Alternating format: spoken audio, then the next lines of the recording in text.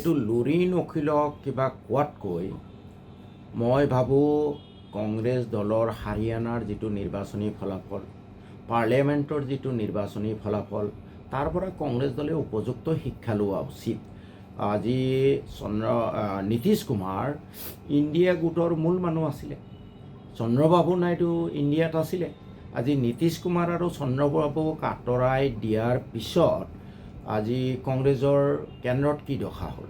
আজি যদি নীতিশ আৰু চন্দ্ৰবাবু নাইডুক ৰাখিব পাৰিলেহেঁতেন, কংগ্ৰেছে কেন্দ্ৰত চৰকাৰ গঠন কৰিলেহেঁতেন।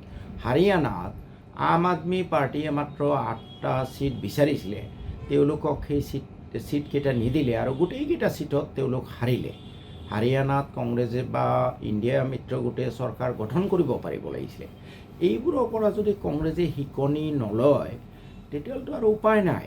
এতিয়া মই ভাবোঁ লুৰিণ অখিলতকৈ বেছি প্ৰয়োজন কংগ্ৰেছৰ যে আমি সৰু সুৰা ৰাইজৰ দলেই হওক, জাতীয় পৰিষদেই হওক বা CPM হওক, যাৰ অলপ চলপ ভোট থাকিলেও আছে, গোটেইখিনিক লৈ আমি আগবাঢ়িম আৰু বিজেপিক উৎখাত কৰিম। এইটো হ'ব কংগ্ৰেছৰ কাৰণে শুদ্ধ সিদ্ধান্ত। তেওঁলোকে সিদ্ধান্ত লওক।